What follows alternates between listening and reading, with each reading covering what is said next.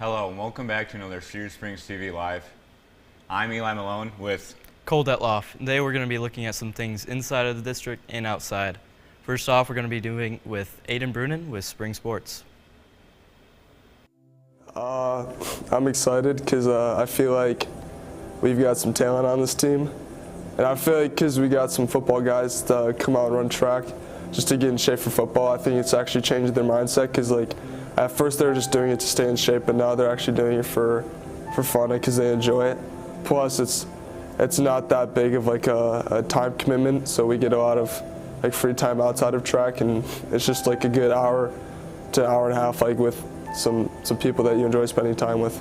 I'm pretty excited about, our team's pretty good. I think we're going to win a lot of games. I'm just excited to get back on the field.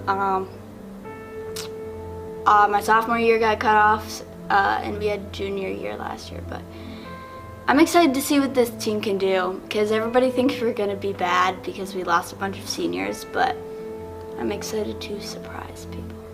As a team whole, it would be awesome to like win states, but I think that's pretty out of reach, but there's a chance that we could like pull through and like have a really good season that we surprise people with. Honestly, I think we could make it really far into the postseason as long as we work hard during the season and just get to know each other as like people and as a team. I think we'll do really well. I've been playing probably since first grade. It's fun, meet a lot of people. It's like a family.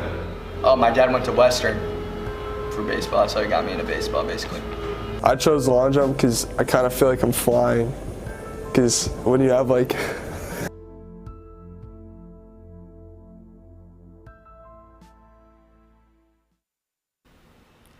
Thank you, Aiden, for all the information with this year's Spring Sports, and good luck to all the sports this season. every year Cedar Springs has new students and staffs in the district, so Gabe Minnick decided to go check in on how they're feeling about Cedar Springs High School. I'm excited because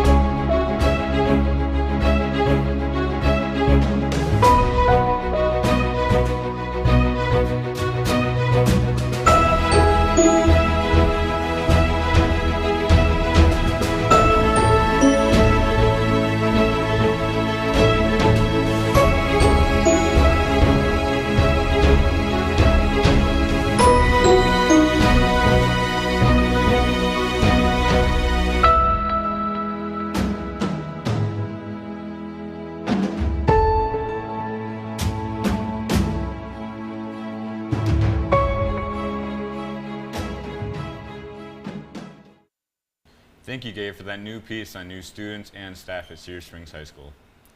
Back on to sports. This last fall season, the football team did very successful with district championship win.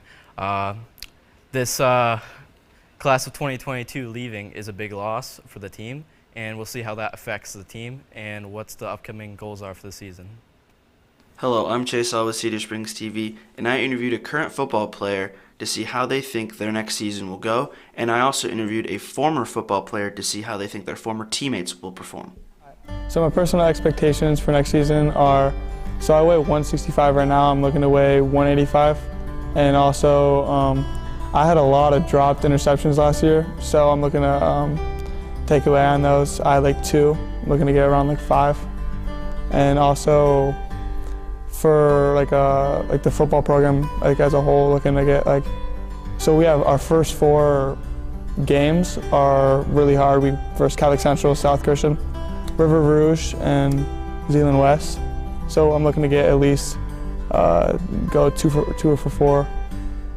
I think the expectations for the football team next year are pretty high. I mean, we just came off of a pretty good season where we were district champs. We beat Muskegon, and we had a pretty good shot at winning conference. So I think since a lot of those guys are coming back, I think there's a lot of high expectations for this team next year. So after the loss class of 2022, they had some really good players: Aiden Brunin, Cam Heiss, Blake Shear, Alex Ream, Kyle, the list goes on. But we still have 7 or 6 starters from the defensive standpoint, so that'll be. I think the senior class of 2022 definitely led the team. There was a lot of seniors that played especially both ways. People like Aiden Brunin, Cameron Heiss, Alex Ream, that were all not just all conference selections, but even regional selections. And Cameron's going to play at Ferris State in college, so there's definitely going to be a gap that the underclassmen and juniors have to come up and fill. But I think they have the guys to do it, and if they put it together right, they can still have a great season next year. So how does it feel to play in a college stadium? So we play River Rouge first game of the season next year. That's going to be a tough one. We play at Tom Adams Field, which is a really big stadium compared to what we usually play at. It's going to be a good atmosphere. The Rockford game last year, 7,000 people I think showed up. So hopefully we can get a lot of people there. Cedar travel is really big, so hopefully we get the town down there and play a good game. Yeah, there's definitely a little bit of jealousy that they get to go and play at Wayne State University. I mean, it's a once-in-a-lifetime experience to go and play in a big game like that against one of the state's top teams. Thank you, Cassius and Blake, for being a part of this interview, and good luck next season, football team. I'm Chase Hall with CedarSpringsTV, signing out. That video's got me hyped for the next football season. Thank you, Chase, for that. Same here, Cole. But now on a more serious note, Blake dove in on mental health issues as that has become a more prevalent issue in recent years. Recently around the high school, mental health posters have been set up to help give students struggling with mental health a way to reach out for help. To give a more in-depth look into these outlets, I sat down with guidance counselor Mrs. Cooey to discuss these innovations to our school and how to use them. The best way to reach out to help is to find an adult, and the school counselors at the high school are great resources. You can find our QR codes for signing up for an appointment outside of the main office or the academic services office. Usually what we'll do is help you kind of see what options you have for yourself, and then we'll give you a few resources to help you kind of get through till you're able to get something more. We can help have that conversation with your parents if you need to. If you're having a mental health crisis, you can always come to the main office. We have a little counselor intake form you fill out, and then you can see a counselor as soon as we can have someone available to you. When a student requests, has an appointment with us and we go over some of our options, we have a few different options that we have that we can give you some supports in. If it's something that you could just use a couple little strategies to get you back on your feet, we're happy to help with that. If you're having mental health issues and don't want to reach out for help, I would encourage you to just do it. The amount of students who end up in my office because they've just reached the breaking point, and then they come in and talk to me, I just love seeing kind of their demeanor change as they find out that there's hope for them and there's things that they can do just a little bit differently to shift how they feel, how they think, and how they act. So reach out, just kind of push through that wall that gets in your way, because it's really not scary. I kind of think everyone should have a counselor kind of walking next to them, because all of our lives have unique challenges and issues, and it's so helpful to have somebody to talk to and walk that path with us to get us back on track again. I'm Blake Shear with CedarSpringsTV, signing off. It's great that Cedar Springs has started to focus more on its students' mental health. With daylight savings happening recently, there's been controversy on if it's even worth it.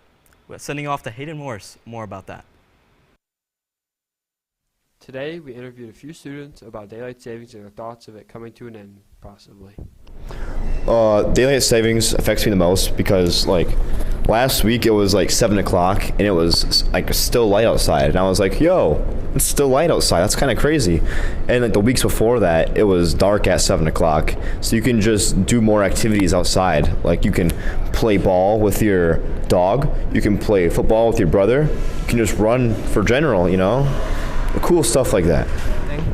I feel like it really can be, just because when we take that hour away, people tend to be more angry and grumpy in the morning because we're losing that hour of sleep. The gaining of an hour of sleep, though, that is the best one probably by far that we can get. So just getting rid of it entirely would just probably make things a lot easier on everybody. My thoughts on the possible ending of daylight savings is well deserved. I think it needs to be done, and I hate it, so I want it to be over and done with. So my least favorite part about daylight savings is I fall asleep at 2 o'clock and I wake up and it's an hour later. Like, how does that match up? I don't understand it. Or when I'm driving to school, it's still pitch black outside. In my car, the lights don't work, so I can't see in front of me. So it's kind of hard to like get to school sometimes, you know what I'm talking about? So it's kind of like a life or death situation. So yeah, that's my least favorite part about daylight savings. My least favorite thing about daylight savings would have to be waking up an hour earlier, really, on the spring forward one. Losing an hour of sleep is just not the way I go. I need that extra hour of sleep to work out through the day. That's all we have today for Daily Savings. Hayden Morris signing off.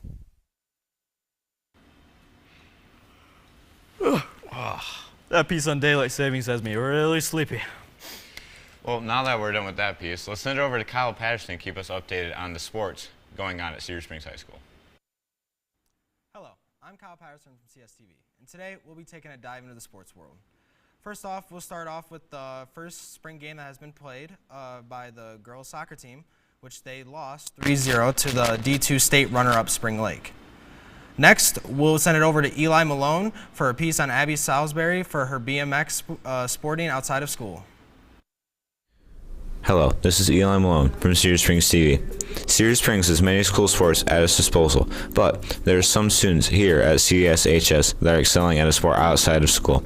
Today we're going to highlight the sport of motocross, as Cedar Springs High School has a superstar biker in Abby Salisbury, and she has been nationally ranked in the sport.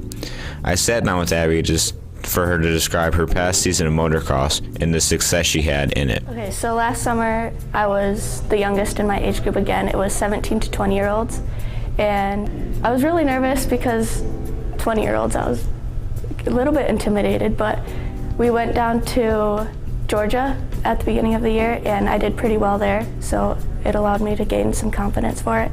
And then throughout the year I just kept doing good, and I won a lot. So going into Grands in November, which is like the final race, I was nervous because half the girls I hadn't raced before that year. So I wasn't sure how I was gonna place against them.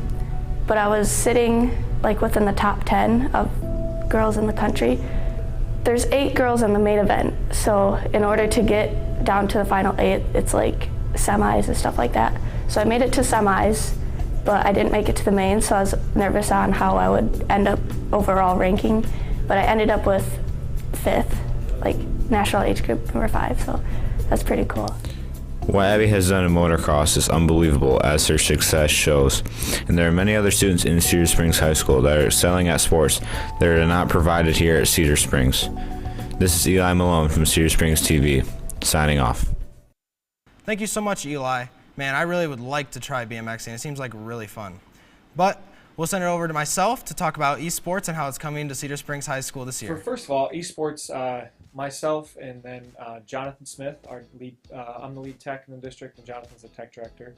Both of us have a passion for gaming, right, and for the community of esports. And I think for us, it's just getting a collective of individuals together and taking that next step of gaming. Not only a lot of people play it for fun, we take it to that next level and give students the opportunity to do it competitively. So we are looking at a couple of different leagues.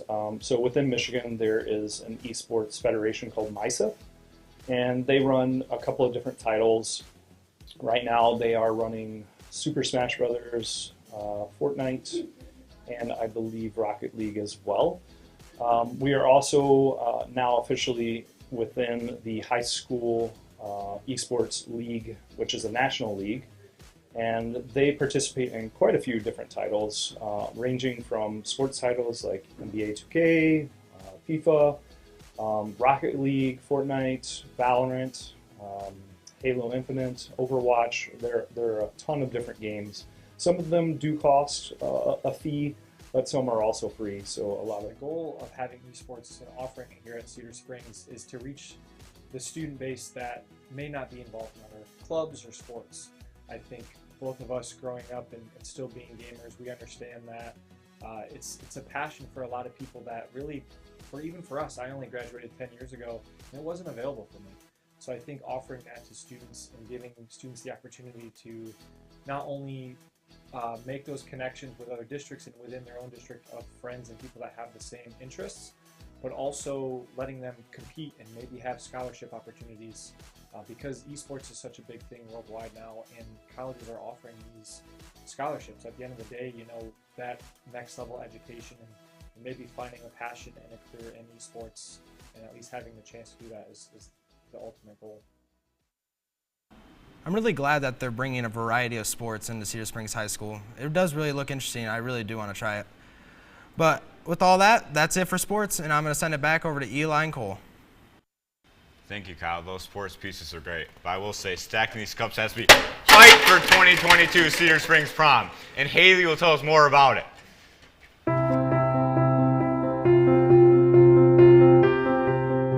So as part of the junior council, we're planning the prom, which means we last year got a venue. We're working with catering, photography, DJ, and decorations, as well as ticket design and invitations for teachers.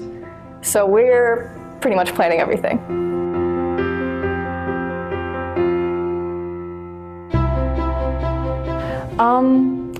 We're hoping for a big turnout. We think there will be, since there hasn't been a prom in a while, and we expect it to go smoothly.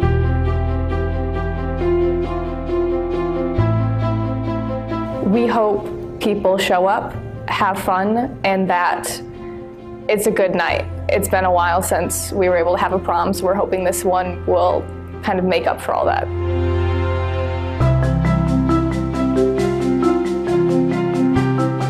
Started last year, our teacher advisor, Mrs. Them, reserved the venue, and then we started considering ideas for themes. We ended up choosing masquerade because it was the theme that was supposed to happen 2 years ago and then last year. So we figured we might as well go with it this year and finally make it happen. And then we worked on the details. So setting up catering, getting a photographer, hiring a DJ, and then buying decorations.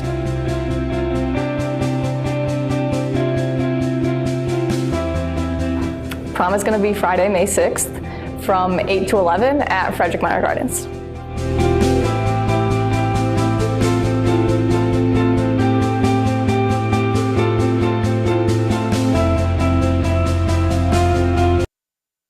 Thanks, Haley, for informing us about this year's prom. Cole, it's time to wake up. Boys, wake up and get active. Send it off to Reed Brandmore. More about that.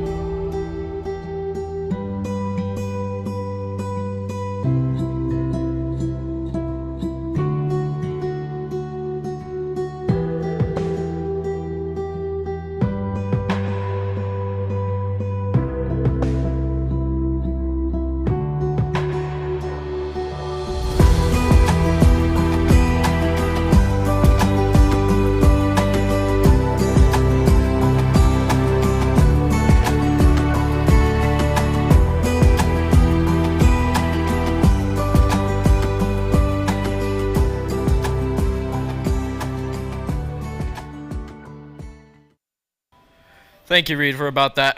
Now, on to TikTok. It's taking the world by storm. However, Cole Detloff tells us about some of the dangers that TikTok possesses. TikTok, a large influential media platform that creates online trends and movements. These trends can be a cool way to connect people online. However, sometimes they can get too much out of hand and create tons of problems for others. Just recently, the TikTok trend of shooting water bead guns has been on the rise. As this trend seems harmless on the surface, some absurd issues have come across.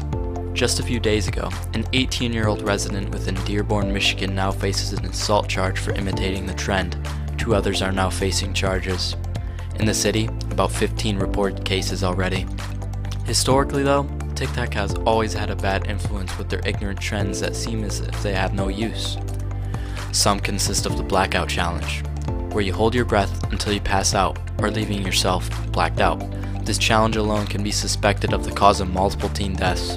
Another could be the corn on the cob challenge, where you stab a cob of corn onto an electric drill and full throttle that baby. This can obviously lead to problems, which you can assume. Dry scoop challenge, where you ingest a mound of undiluted supplemental pre-workout that can lead to many health concerns. The milk crate challenge, where you attempt to climb as many milk crates as possible without falling off. Possibly one of the dangerous, this leads to many orthopedic and long-time injuries.